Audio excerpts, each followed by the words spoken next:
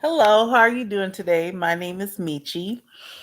I'm totally devastated after what Kanye West did. Such an embarrassment. He is such an embarrassment. I mean, I'm so ashamed that I'm even in the same generation of human beings as him. He represents fickleness, mental illness, narcissism, and passive aggressiveness all in one ball. He's nobody's friend, not even his wife's. It's all about Kanye. There's no other nothing else exists in his life. Now what he did here with the politics, he gave African Americans a way to think different. Offered that. And he came off kind of crazy and we let that slide. I mean, I could barely watch when he appeared at the White House, but yet I supported him. I supported him. I fought for him. I talked for him. I believed in him. All the while he's seething on how he can take down Donald Trump. It was all a setup. It was all a setup. He just wanted to see how far he could go with an idea. He got high off of it. And then he just woke up one day and said, you know what? I'm going to do something else. And it will be something else completely different. The sad thing about it is what he doesn't realize is he's definitely seen as a nutcase. Even though people don't like Donald Trump, they double don't like Kanye. Now, it's over for him. He is written off in the music business. He is written off in the loyalty business. I mean, the things he said about Beyonce, if there was no Jay-Z, there would be no Kanye. And the things that he said about Beyonce, that's the same. Now, look at this. Beyonce is the same person that he took the mic from Taylor Swift for, put himself on the line. There had to have been a motive there. There had to have been a motive. Now, Beyonce and Jay-Z aren't my favorite people, but they must know that he's a superficial, very rubber human being because they didn't even bother to go to his wedding. And he did that to Drake and just the things that he does, and he doesn't have to answer for him because everybody just writes him off as crazy. He's got mental illness, but he's not crazy. He's extremely calculative. This is a first lesson in dealing with a narcissist. He is the element of a narcissist. Now, I will say no, Donald Trump didn't use him. He started conceptualize about MAGA. Donald Trump got wind. He felt elated that an African American man was praising his presidency, but he didn't realize he was dealing with a nut. And I feel so sorry for Donald Trump. I feel so sorry for him. They have painted him as a racist in this country. All propaganda. Don Lemon, he's only doing that to keep his job because he's not a good journalist. He is the most horrible. He won the 2014 Horrible Journalist, Worst Journalist Award. Who wins that? That's like on the level of Halle Berry Catwoman type stuff. Like, dude, you're not that. Now, we'll give Roland Martin, I'll allow Roland Martin to say whatever he wants to say because he's a teacher. What he did for Megyn Kelly when he came on her show, I have an unwavering respect for Roland Martin. No, I didn't like what he said about the Black Conservative Coalition. But I don't know what he was doing there anyway. Why did he get invited? That was kind of, you know what I'm saying? What are you seething around there for? Like a little lizard, just looking for negativity and ways to push in negativity and dot negativity. And then T.I., you are trash, T.I. You are trash. And I can tell you're a little narcissist too. And you're just riding in opposing Kanye to get more attention to yourself. Because I believe mostly 80% of those rich rappers voted for Donald Trump on the down low. Believe that. because of the tax situation.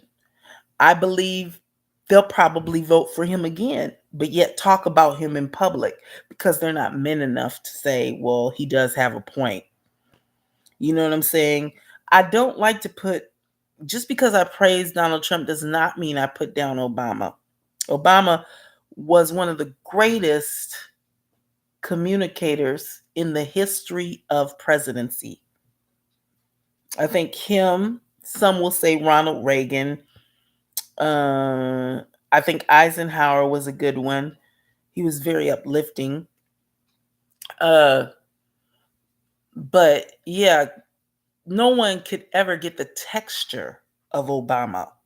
No one will ever be able to emulate the coolness and the way that he made and then the way Michelle Obama became beautiful. Wasn't that crazy? That girl was kind of homely before she became the first lady. And then all of a sudden she just bloomed into the most beautiful woman in the world. I won't say she was homely. She just didn't focus on all that. She was, which is way more important. I take that back. She wasn't homely. Obviously, she's not homely. Once she started to focus on that, that what woman became like. And they call her a man. Actually, that's a compliment because most drag queens look better than women anyway. So, Michelle, if you ever by some chance hear that, take that as a compliment. All the drag queens want to look like Naomi Campbell, Tyra Banks, Mariah Carey, and Beyonce. You know what I'm saying? That's how real it goes. So, well, I'm just devastated about Kanye West. I don't even know. I can't even know what to say. I can't even know what to say. I mean, I'm devastated. I want people to, whoever hears this, please write in, join and subscribe. I'll be making very more better. This is my first video. And I'm starting to go right, but I still got a little inch of Democrat in me. And here's where the problem is. The Republicans do not know how to communicate across the board. They never had to. You know what I'm saying? They never had to level up with each and every society. They had their own closed society, the conservatives, and they never said black people weren't allowed in that. And I do think when they say about diversity, what they mean is let's not get into 50 different cultures. Let's really bring in the scope of American culture, what that represents, um, which is a mixing jar of different cultures. But I think what they mean is we don't want too many people on different levels in the same sector. It just is not, it's overrated. I think Muslims should have their own school. I don't think that they should have to be subjected to celebrate Christmas, um, to, I don't know, they don't pray in school anymore, but maybe sometimes even the prejudices that go along. I believe they should probably have their own schools. But somebody would just knock them for it. So for now, we just have to dwell with them. And because we have to dwell with them, let's make sure we treat them like human beings. Now, illegal immigration. Let's talk about illegal immigration. I'm going to put it in this terms. Let's say you were having a party, invitation only, in your beautiful house. And you kind of knew it was going to be some people. You know what I'm saying? You prepared that. You got insurance on your house. You got people watching the door, watching everywhere. But it's invitation only. Now, imagine this. Someone kind of fly by night comes in, wrecks something in your house. You don't know from whence this person came from. You don't even know how they got in there. You don't know their first, last name. You don't know their history. But they got in your house without an invitation and tore your stuff up. That is where he's coming from with illegal immigration. You have to understand that the liberals want cheap labor. It is not beneficial for immigrants to be illegal. It's not beneficial to them. It's almost like being a drug dealer, making all that money, and then one day the cops just come in and take everything away. And all that struggling and striving and hustling they did all goes in the waste.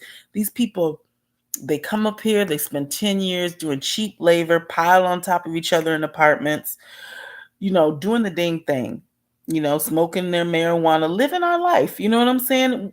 But, at the end of the day, it's bad for them because they could look up one day, somebody could get mad at them. Do you know that?